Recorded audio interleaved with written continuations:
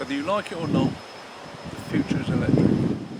And if, like myself, you're of a certain age and you've got a big garden, like I have here, then electricity can be used in a very convenient way. Let's first of all have a close look at this device and see the features and how it works.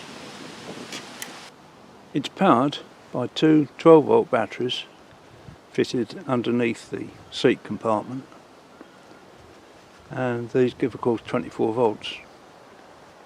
Batteries for golf trolleys to get around 18 holes can cost about £600 for a machine like this, but they're much more reasonably priced if you get traction batteries for a disabled person's trolley, and that's what's fitted on this one.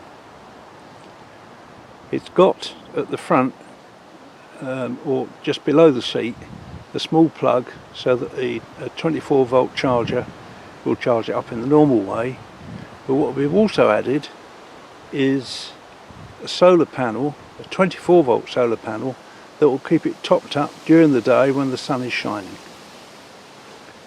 It's steered in the normal way with handlebars and with a twist grip, which makes it go faster, and it has the automatic brake.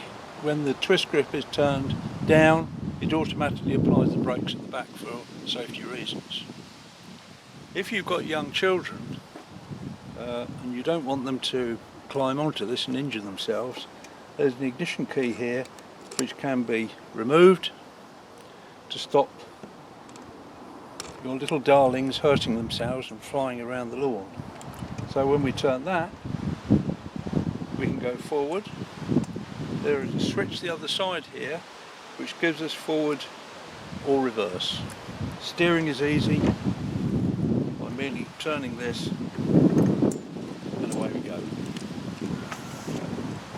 At the back is a useful tow hook, and onto that is mounted the tow bar for a small camping trailer here, which carries the tools for the garden, and also is light enough, even if it's full up with soil etc., that it can still be pulled easily by the little trolley at the front. On top can be seen the 24 volt solar panel, which is connected by a wire down through the control panel, which not only can control the amount of voltage but tells us if it's operating and that power is going into the battery, and also there are adjustments on there to allow us to alter this if necessary. Two wires feed the power down through to the two batteries underneath the seat. Another interesting point is the fact that the seat is fairly low, so before I cut the grass, because we've got a couple of dogs, I can drive around the lawn and pick up their toys rather than getting caught up in the mower blades as I drive around.